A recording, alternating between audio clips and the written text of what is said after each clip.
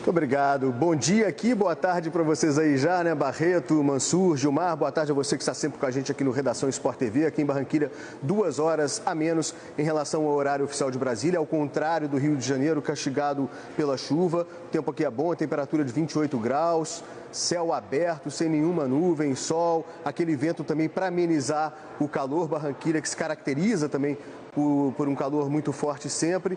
E o pessoal animado para este jogo, a primeira rodada da fase de grupos da Libertadores. Estou aqui com o Jornal de Barranquilha, o El Heraldo, e o nosso repórter cinematográfico, o Carlos Trinta, vai mostrar aqui a chamada do jornal. Pelo sonho continental, vamos Júnior, o Júnior Barranquilha. Tem inclusive o preço dos ingressos aqui, na conversão feita pelo nosso produtor, o Gustavo Rothstein.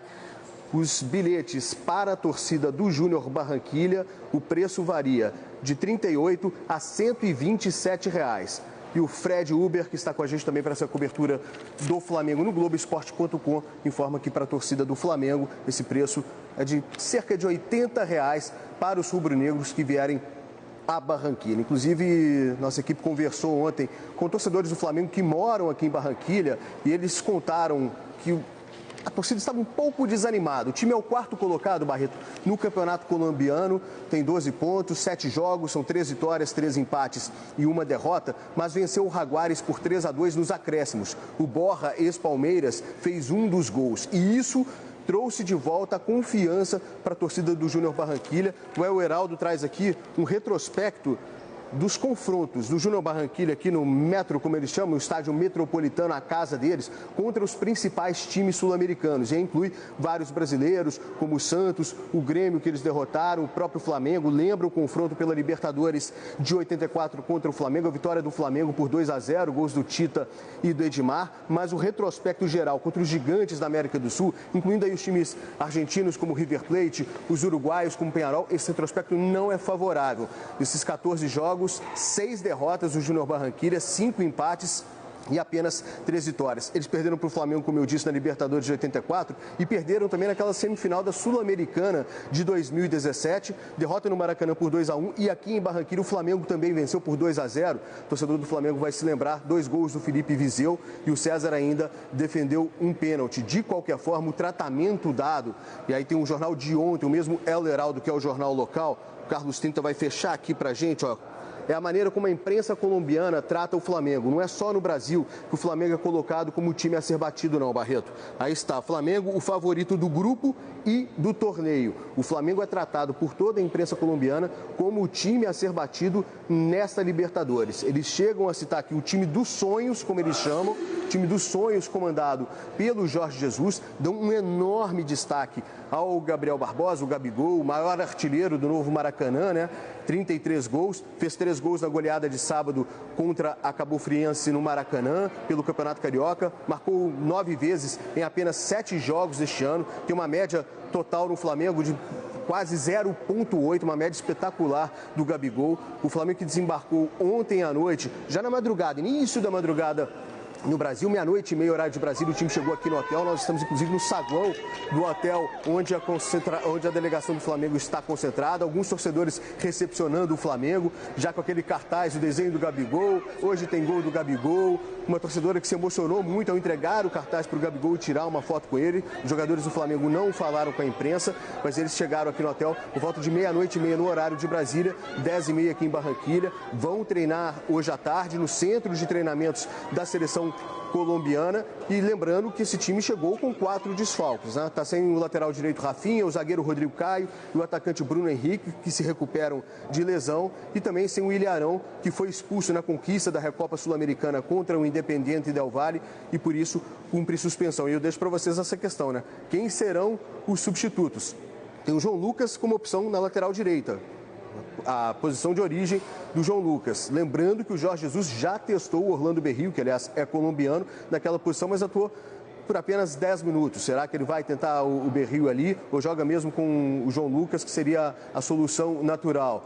Na zaga não tem muita dúvida, né? Gustavo Henrique e Léo Pereira, e aí ali na frente ele tem as opções para o lugar do Bruno Henrique, tanto do Pedro quanto do Michael, quanto do Vitinho, que começou muito bem a temporada. O Vitinho ganhou confiança e está com moral também com o Jorge Jesus, fez uma grande partida contra a Cabo Friense, tem os 3 gols do Gabigol.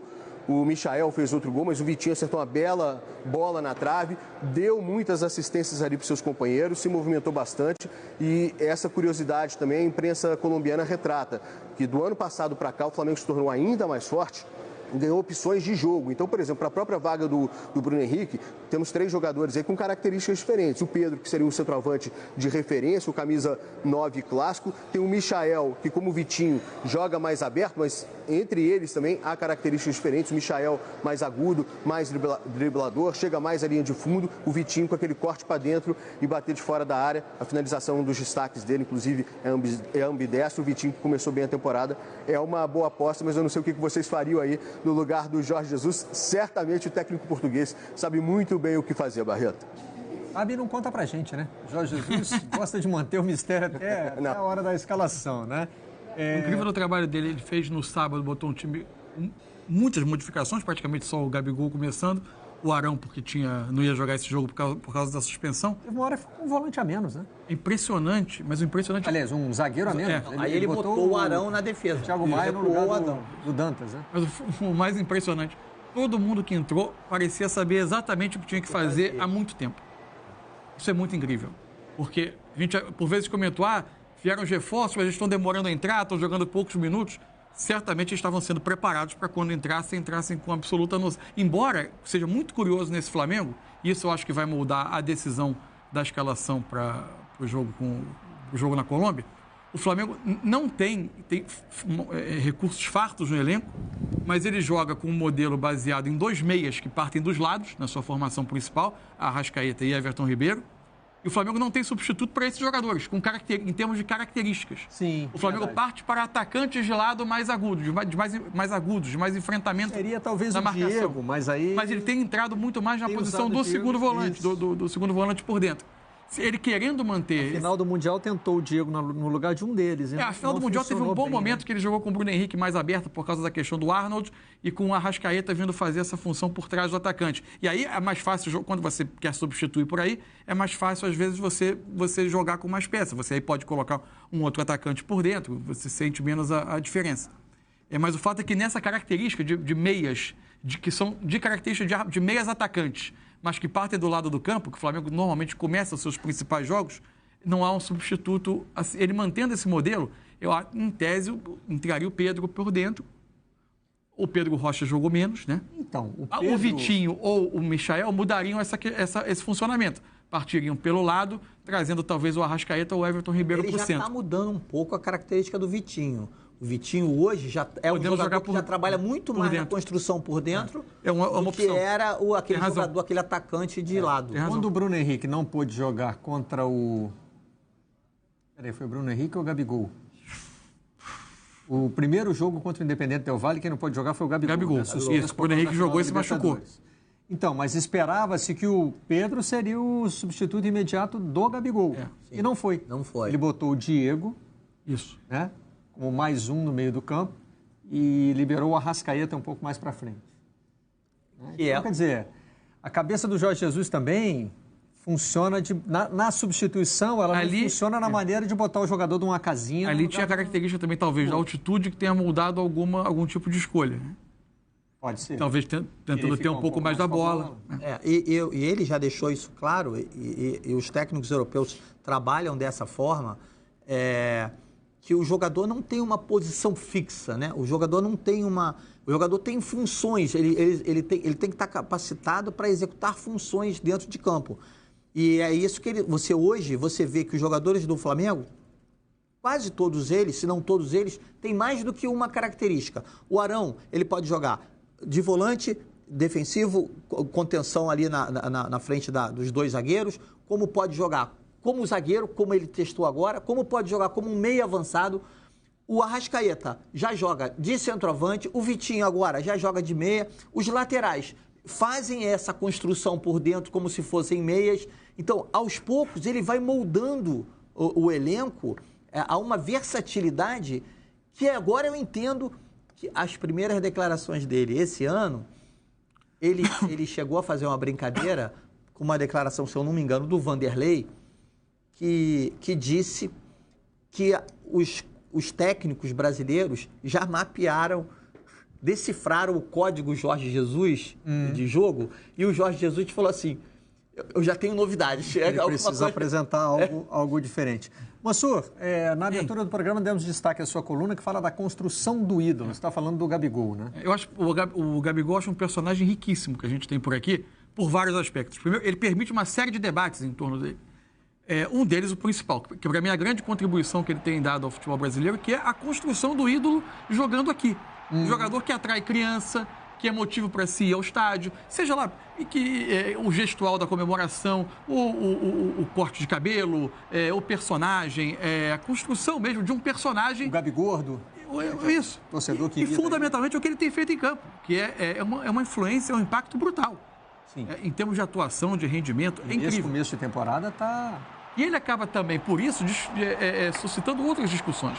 Por exemplo, nesse mundo em que o futebol criou a sensação, nessa era em que o futebol criou a sensação de dois mundos diferentes, distintos, entre elite europeia e o resto do mundo, parece que tudo, por mais que se faça, que se atinja marcas, números e atuações espetaculares aqui, parece que nada é suficiente para garantir, após uma passagem pela Europa que não foi bem sucedida, para romper esse selo de desaprovação da elite e dar a todos a certeza de que a gente está diante de um jogador com capacidade para novamente se inserir nesse mercado mais importante. E, de fato, não é dizer que isso seja... É uma lógica um tanto cruel, mas é até pertinente a discussão, porque, de fato, o futebol se organizou como dois níveis de competitividade absolutamente distintos. E ele também suscita... A gente olha para ele aqui no futebol brasileiro e é difícil não enxergar ali um jogador internacional, né? Um jogador com nível internacional. Agora, nenhum de nós, ao mesmo tempo, é capaz de cravar que uma nova ida à Europa seria absolutamente bem sucedida. Essa é a lógica que a gente vive nesse momento. Isso é muito claro. E aí você tem diversas questões. Você pode discutir se... talvez ele não consiga se inserir lá por ser muito canhoto demais. O Tim, até uma observação que o Tim Vickery faz muito sobre ele, que ele é muito dependente da perna esquerda e talvez precisasse ter outros tipos de solução, ou por desfrutar aqui, eventualmente, de um pouco mais de espaço para jogar, enfim. Ele suscita em torno dele uma série de discussões. A maneira como o Jorge Jesus o fez... potencializar o seu jogo nesse modelo com dois atacantes, mas, acima de tudo, a construção de um ídolo que permaneceu aqui, mostrando quanto vale a pena, após você sanear um clube, ter uma boa gestão, ampliar o seu poder econômico, você consegue atrair um tipo de jogador que antes era inacessível, que a elite europeia não quer. Em outros tempos, ele estaria, talvez, em um outro clube de outro patamar da Europa, mas hoje ele está aqui no Brasil porque ele tem aqui condições para isso. Até porque aqui no Brasil ele já tem outro patamar. Já tem outro patamar, ao lado dele. Que é o do Flamengo e o do Bruno Henrique. Essa identificação, né, de nomes com clubes, ela é importante também na cultura do futebol, né? Nós vimos, neste fim de semana, por um motivo triste, pelo falecimento do Valdir Espinosa, também a série de homenagens que o Botafogo fez. O Botafogo abriu o seu salão para o velório do Espinosa. O time fez homenagens em campo, né? Essa gratidão, né, de o Espinosa ter vivido um momento tão marcante da história do clube. A torcida chamou de o começo de uma era, né? Bandeiras ali chamando o Espinosa de eterno e tal. Essa identificação, né, da pessoa, do ser humano com a imagem do clube, ela também o futebol ser valorizado. O futebol atual, ainda mais um país exportador como o Brasil, eu cito isso na coluna também em relação à questão do Gabigol, a brevidade com que os jogadores e os personagens passam pelos clubes, e quase sempre os jogadores mais promissores saem muito rápido, ele conduz a essa impessoalidade, a poucas relações entre arquibancada e personagem sendo construídas. E o Gabigol, ele pelo futebol e pelo estilo, e pela permanência, ele consegue romper isso. Treinador também, né? Pela nossa cultura, treinador gera muito. O Espinosa dirigiu os outros 3 grandes clubes do Rio, mas deixou, né, a sua marca no Botafogo, que o homenageou com uma vitória também, né? Venceu o jogo com alguma dificuldade. Só para rematar essa questão do Gabigol, ele tem 52 gols em 66 jogos pelo Flamengo, 0,79, média de 0,79, mas além disso, ele tem um campeonato estadual, um campeonato brasileiro, uma Libertadores, uma Supercopa e uma Recopa. Ele tem 5 títulos. Então, assim, a idolatria, ela não se faz apenas pela política, pelo lado marqueteiro, né? Não, é futebol. É pela competência. E é isso que a gente não vê há muito tempo aqui no futebol brasileiro. Vamos ver os gols do Botafogo. O único dos grandes a não vencer nessa